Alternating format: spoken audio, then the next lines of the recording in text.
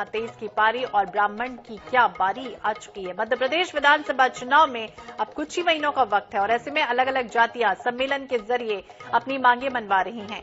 वहीं मुख्यमंत्री शिवराज सिंह चौहान भी चुनाव से पहले जातियों को खुश करने में कोई कसर छोड़ नहीं रहे। रविवार को आपको याद होगा भोपाल में ब्राह्मण समाज का बड़ा सम्मेलन हुआ। सीएम शिवराज सिंह चौहान ने ब्राह्मणों के लिए कई घोषणाएं की। इसके साथ ही उन्होंने ये ऐलान कर दिया कि परशुराम जयंती पर पूरे प्रदेश में शासकीय अवकाश अब रहेगा। शिवराज सिंह चौहान ने भी कहा कि मध्य प्रदेश में मंदिर की जमीन की नीलामी अब केवल पुजारी ही करेंगे। साथ ही मंदिर के पुजारियों को 5,000 रुपए हर महीने भत्ता भी मिलेगा। चुनावी साल है और पुजारियों को भत्ता देने की घोषणा कर शिवराज सिंह चौहान ने बड़ा दाव चल दिया। मुख्यमंत्री ने आगे भी कहा कि हम ये पहले तय कर चुके हैं कि पाठ्य पुस्तकों में भगवान परशुराम जी की गाथा पढ़ाई जानी चाहिए।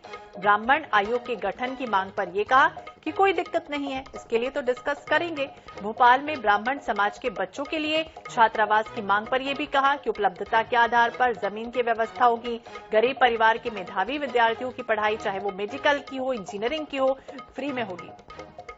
तो समाज के लोगों को टिकट की मांग पर सीएम ने कहा कि अध्यक्ष जी जाने लेकिन पर्याप्त नेतृत्व रहे, इस बात की चिंता मैं करूंगा। मंदिरों के सर्वे कराने की भी मांग उन्होंने स्वीकार की है। कांग्रेस की प्रवक्ता संगीता शर्मा जी हमारे साथ जुड़ गई हैं। संगीता जी, बहुत बहुत स्वागत है आपका INS 24/7 पर। और संगीता जी, आपसे यही कि मध्य प्रदेश में विधानसभा चुनाव के लिहाज से अगर देखें तो राजनीतिक पार्टियां हर वर्ग को साधने में जुगत लगाती हुई दिख रही हैं। ब्राह्मण समाज को भी इसी कड़ी में साधा गया और कई घोषणाएं मुख्यमंत्री ने की है, क्या कहेंगी? देखिए, मुख्यमंत्री जी तो घोषणा मशीन बन चुके हैं। मध्य प्रदेश में 22,000 से ज्यादा घोषणाएं कर चुके हैं।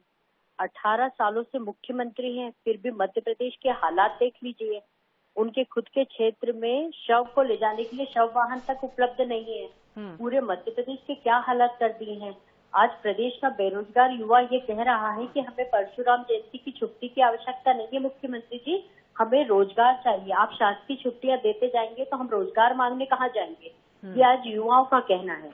मध्य प्रदेश की हालात इतने खराब होते जा रहे हैं कि झूठी घोषणाओं से फिर से सरकार बनाना चाहते हैं, झूठी घोषणाओं से मुख्यमंत्री बनना चाहते हैं। परंतु प्रदेश की जनता ने समझ लिया है, देख लिया है कि मध्य प्रदेश का एकमात्र झूठा मुख्यमंत्री शिवराज सिंह चौहान है, जिसने केवल 18 सालों से झूठी घोषणाएं की है और जमीन पर कुछ भी नहीं है। युवा बेरोजगार हैं, महिलाएं असुरक्षित है, महंगाई बढ़ चुकी है।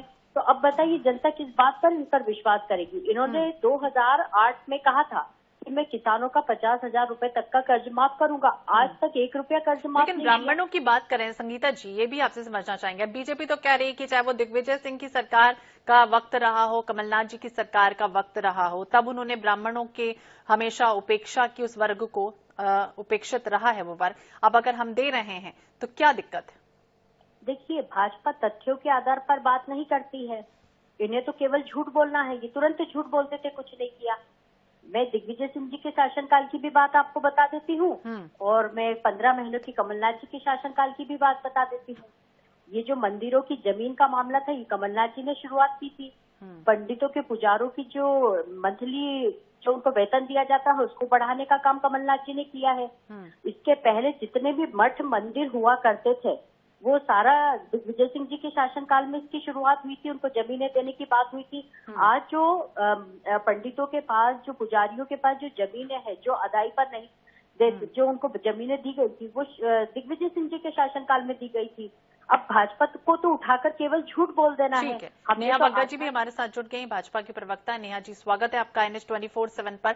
और जिस तरह से बड़ी सौगातें ब्राह्मण वर्ग को भी मुख्यमंत्री शिवराज सिंह चौहान ने दी, क्या समझे आखिर कब तक धर्म जाति के नाम पर यही सब मुद्दे रहेंगे या विकास के भी कुछ और मुद्दे हावी रहेंगे मध्य प्रदेश में?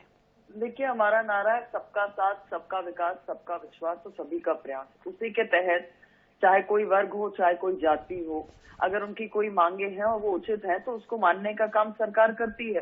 मुझे लगता है कि ये प्रसन्नता का विषय है कि कांग्रेस पार्टी ने तो सब कुछ कर दिया था 15 महीने के अंदर, पर जमीन पर कुछ भी दिखाई नहीं दिया और जनता को कुछ भी दिखाई नहीं दिया।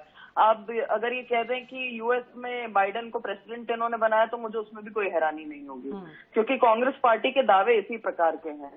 धरातल पर अगर इनने ये सब कर दिया था तो दिखाई क्यों नहीं दिया, वो चल क्यों नहीं रहा? उसके नोटिफिकेशन कहाँ हैं? मानदेय बढ़ा दिए थे तो मानदेय के जो डीबीटी है वो कहाँ पर है? नेहा जी, सवाल यही कि जिस तरह से अगर हम बात करें मध्य प्रदेश की राजनीति में कहा जाता है कि मध्य क्षेत्र देख ले, चंबल, विंध्य, बुंदेलखंड, यहाँ पर वर्चस्व रहा है ब्राह्मणों का, और क्या बड़ी वजह है जिस तरह से 2018 के चुनाव को देखे ब्राह्मण वर्ग में नाराजगी थी और यही वजह थी कि सरकार उस समय नहीं बन पाई, तो क्या अब साधने की कोशिश कर रही है सरकार?